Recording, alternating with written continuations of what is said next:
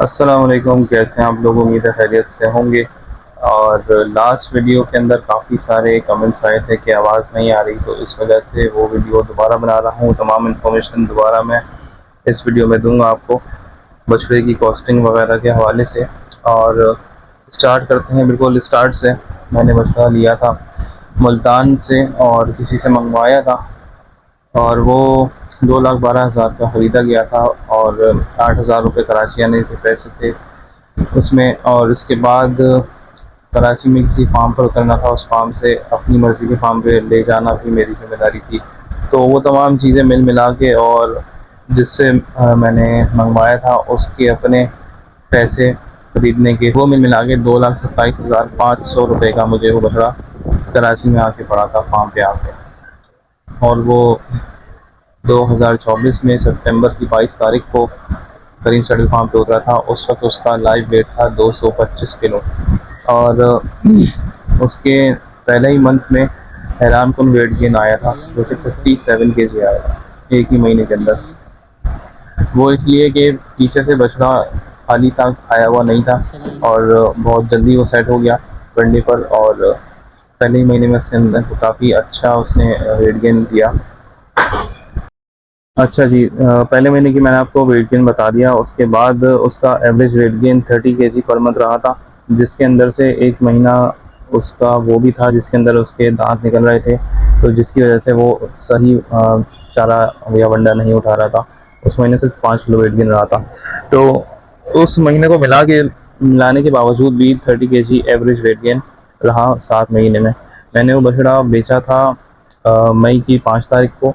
और मैंने तो क्या बेचा था एक्चुअली, मानी भाई और समीर भाई ने ही सेल करवाया था, अपने किसी क्लाइंट को सेल करवाया था। और कॉस्टिंग में काफ़ी ज़्यादा महंगा मैंने लिया था, मैंने किसी से मंगवाया था, इस वजह से इतना महंगा वो पड़ गया। मैं खुद अगर होता तो उसको 2 लाख का भी शायद नहीं लेता। मेरे हिसाब से वो 180, 85 या 90 तक का वो बछड़ा होता। और इसमें मेरा जो सबक मुझे मिला है, मेरा एक्सपीरियंस जो मुझे हुआ है, वो ये कि आप बछड़ा खुद में अपनी मर्ज़ी का लें और कलर वाला लें। एक तो वो चीना प्रिंट था, जिसकी वजह से सेल करते हुए ज़्यादा अच्छे पैसे नहीं लग रहे थे उसके। और अगर यही पूरा वाइट होता या पूरा ब्राउन भी होता, तब भी वो जितने पैसों में मैंने बेचा उससे ऊपर पैसों में बिकता। और काफ़ी लोग कमेंट कर रहे हैं कि पलाई वाले को जो है नुकसान होता है, जो पलाई करता है फार्म वाला उसको फ़ायदा होता है, उसके बहुत फ़ायदे होते हैं, उसको बहुत बचत होती है। तो भाई उसको बचत होगी जब भी वो ये काम करेगा। और ये कोई टाइम पास वाला काम नहीं है कि आपने साइड बिजनेस के तौर पे कर लिया। मेरा भी दिल चाहता है मैं साइड बिजनेस के तौर पे ये वाला काम करूँ, बिजनेस के एतबार से इसको फार्मिंग को लेकर चलूँ, लेकिन उसमें टाइम देना पड़ता है। अब टाइम देने का मतलब ये है कि फुल टाइम आपको वहाँ देना पड़ता है, सुबह से लेकर शाम तक उसको टाइम देना है आपने। डेली का है, ऐसा नहीं हफ्ते में एक दिन आप चले जाओ और आप कर लो ये काम। ऐसा नहीं है, आप गवालों के बेस पे ये काम नहीं कर सकते, उनके भरोसे पे ये काम नहीं चला सकते। तो अगला बंदा टाइम दे रहा है, अपना इन्वेस्टमेंट उसने की हुई है, जगह पे 10,000 खर्चे होते हैं। तो आप ये क्यों सोचते हो कि भाई अगले को फ़ायदा हो रहा है, उसको बचत हो रही है, तो वो ये काम कर रहा है? तो ज़ाहिर है भाई वो कोई फी सबिलिल्लाह या खिदमत फल फाउंडेशन तो नहीं खोला हुआ उसने, उसको कुछ बचेगा जब भी वो ये काम करेगा। और आप दूसरों की प्लेट में लोग झांक रहे होते हैं कि उसके पास इतना है, वो इतना छाप रहा है, इतने बना रहा है। तो भाई अल्लाह ताला उसको दे रहा है, अपने खजानों से दे रहा है, आप भी अल्लाह से मांगो आपको भी मिल जाएगा। लेकिन किसी से हसद और करना भाई ये सब नहीं होना चाहिए मेरे तो ख्याल से। दिख चुका है। आप मेहनत करो अपनी और अल्लाह से मांगो, अल्लाह ताला आपको भी देगा। माशाल्लाह 6 मंथ जो बहुत जिसके बोलते हैं ये। नसीब में लिख दिया गया है वैसे वीडियो में वो नहीं उसको मिल पता के था। रहता है। अब ये इंसान पे डिपेंड करता है, इंसान जो 6 है मंथ बोल उससे खुश हो, उससे ना खुश हो, या दूसरे की प्लेट में जाके उससे बुक्स करे, उससे हसद करे, या अपने जो उसके नसीब में लिखा हुआ रिस्क है उसको हासिल करने के लिए गलत तरीके अपनाए, काफ़ी नाजायज़ या हराम बढ़िया तरीके भाई। अपनाए, वो उसके ऊपर डिपेंड करता है। इतने प्राइस साफ़ में सुथरा इंसान काम करे कि मंडी से और ये अल्लाह था से जानवर, मांगे। हाँ, दुआओं से बिल्कुल, इसलिए आपके नसीब में जो ले लिया। लिखा है वो बदल सकता है और दुआओं से। उससे भी आप अल्लाह कम से में मांगो, दिया अल्लाह ताला आपके नसीब में अगर नहीं लिखा सही है, तो हो उससे भी सकता है वो भी ये नुकसान में ही दिया आपको मिल जाए। वैसे तो। लेकिन हाँ, हसद करना और जेलिसी ये सब चीज़ें नहीं होनी चाहिए। इसको पता नहीं क्यों बहरहाल आता गुस्सा ये चढ़ा एक हुआ अलग है। टॉपिक निकल आया, और कमेंट्स की वजह से मैंने ये बात की, क्योंकि कमेंट में अक्सर लोग ऐसी बातें कर रहे होते हैं कि काफ़ी फ़ायदा होता है फार्म वालों को, फार्म वालों का फ़ायदा है, और पलाई वाले को तो नुकसान होता है पालने पर।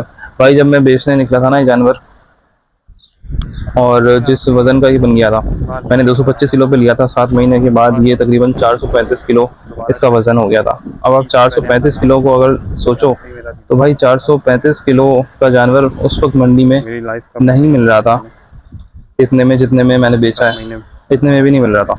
जब भी जिसने ख़रीदा है मुझसे, जब भी उसने ख़रीदा है मुझसे इन पैसों में, क्योंकि इतने पैसों में मंडी में नहीं मिल रहा था। अगर मिल रहा होता तो वो मंडी से लेता। ख़रीदने वाला भी पागल थोड़ी है कि वो मुझसे ले रहा है।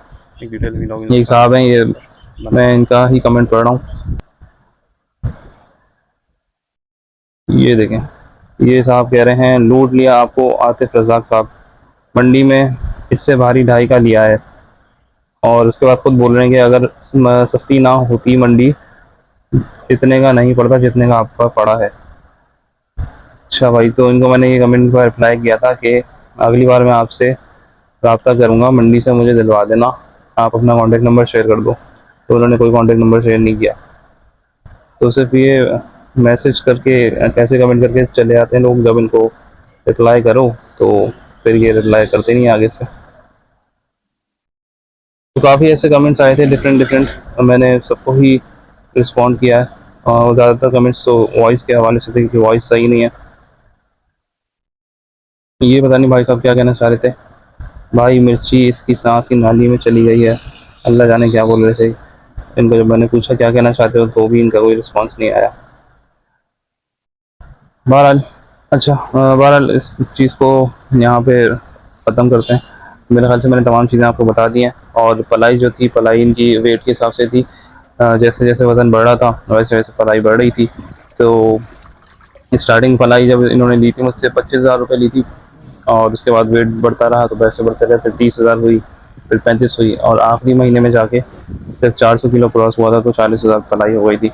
और बस वो आखिरी महीना था 40 वाला, उसके बाद वो सेल हो गया था जानवर। और अच्छा, मैं बता देता हूँ आपको कि कॉस्टिंग कितनी लगी। 2,27,500 का मुझे फार्म पे आने तक पड़ा था ख़रीदारी के हवाले से। उसके बाद मैंने जब बेचा है उस वक्त तक मुझे ये तकरीबन 458 का पड़ गया था, 4,58,000 का पड़ गया था।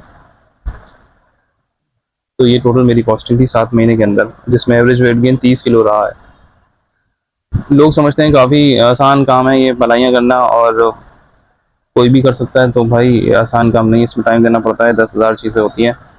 और इतने दूर आप अपने घर से, शहर से बाहर जाके फार्म लेते हो, रोज़ाना फार्म जाना आना, एक आने जाने की पारी अलग है, पेट्रोल का खर्चा अलग है, 10,000 खर्चे होते हैं। कोई भी जानवर अगर बीमार हो जाए, खुदा न खास्ता हलाल करना पड़ जाए, आपको रात के 2-3 बजे भी फ़ोन आता है आपके गवाले का कि भाई जल्दी आ जाओ, ये जानवर बिल्कुल ही लंबा हो गया, तो आपको जाना पड़ेगा।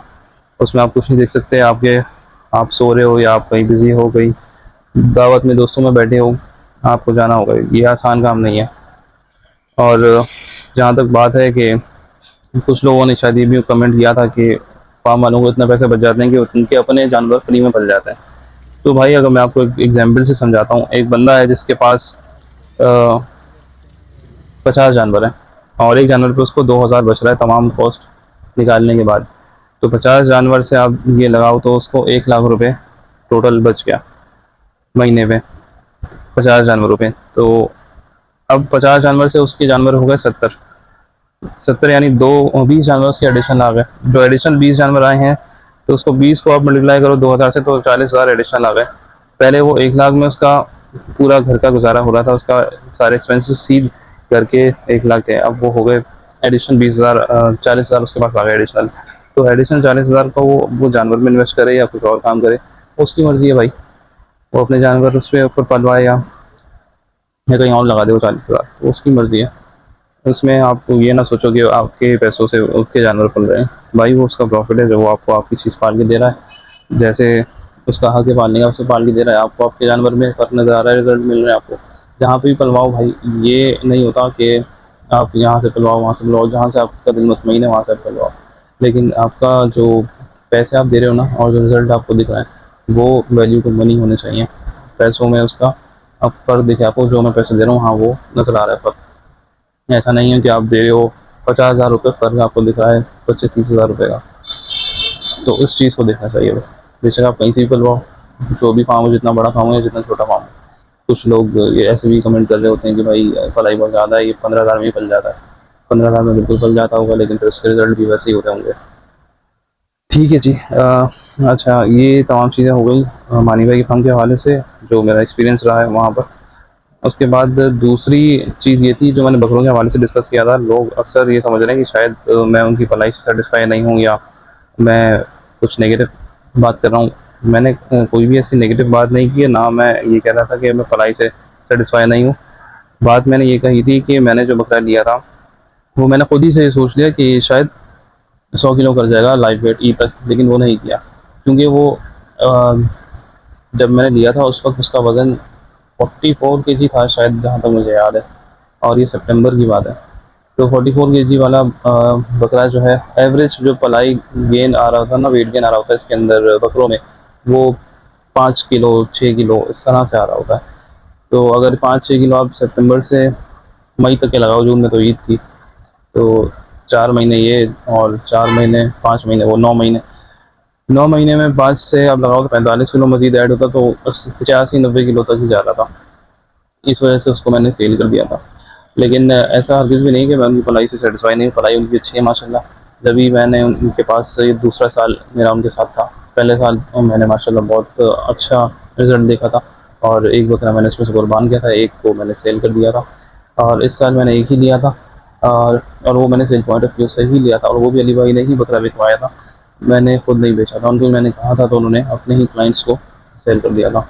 और मज़ीद मेरा इस साल भी उनके साथ है प्रोग्राम करने का, और हो सकता है मैं बाहर से लेके पलाई भी दे दूँ, हो सकता है उन्हीं से लूँ, लेकिन मैं इंशाल्लाह इस साल भी उनसे ही लूँगा। ऐसा नहीं है कि मैं उनसे सेटिस्फाई नहीं हूँ, मैं उनसे सेटिस्फाई हूँ, और जो वो सर्विसेज दे रहे हैं, मैं समझता हूँ जिन पैसों में वो दे रहे हैं ना, 10,000 में कराची के अंदर जो 10,000 वाली सर्विस दे रहे हैं, वो 12,000 में मिल रही है कराची के अंदर।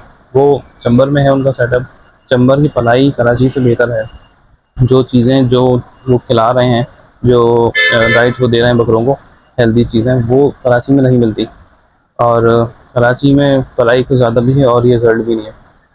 वहाँ पे रिज़ल्ट भी अच्छा है और पलाई भी कम है 10,000 में। दूसरा ये कि अगर आप उनसे लेते हो अली भाई से, अली गुड फार्म से, तो वहाँ पर आपको के पास एक और अच्छा ऑप्शन हो जाता है इंस्टॉलमेंट का। तो आप इंस्टॉलमेंट पे भी उनसे बकरे ले सकते हो, बल्कि वो इंस्टॉलमेंट पे ही दे रहे होते हैं लोगों को। मैंने भी इनफैक्ट इंस्टॉलमेंट पर ही लिया था उनसे, और काफ़ी सारे लोग इंस्टॉलमेंट पर ले रहे होते हैं। वरना आप अगर मंडी से लेने जाओगे तो आपको वन शॉट उसी वक्त पेमेंट करनी होगी, जो सभी जो भी चीज़ है आपको उस वक्त पेमेंट करनी होगी, फिर आप अप्लाई करवाते रहो। और अगर आपको नहीं समझ तो आप तो अली भाई के पास जाके उनसे अपनी रिक्वायरमेंट उनको बता दी कि मुझे इस तरह का बकरा चाहिए जो इतना इतना वेट कर जाए तक, तो वो अपने उस हिसाब से आपको बकरा रिकमेंड कर देंगे, और इंस्टॉलमेंट पे आपको उनसे ले सकते हो बकरे। तो ये एक अच्छा बेनिफिट है। दूसरा सबसे अहम चीज़ जो मैं समझता हूँ वो है ये चंबर वाली चीज़, क्योंकि चंबर में मैंने और भी लोगों को देखा पालते हुए, बहुत अच्छे अच्छे वो लोग पाल रहे होते हैं। और लेकिन कराची में जो पलाइयाँ मैंने देखी हैं, पैसे बहुत ज़्यादा होते हैं पलाइयों के, और रिज़ल्ट वैसा नहीं होता। मतलब 12,000 वाली पलाई का भी रिज़ल्ट ऐसा नहीं मैंने देखा जो अली भाई के पास पलाई का रिज़ल्ट मैंने देखा है।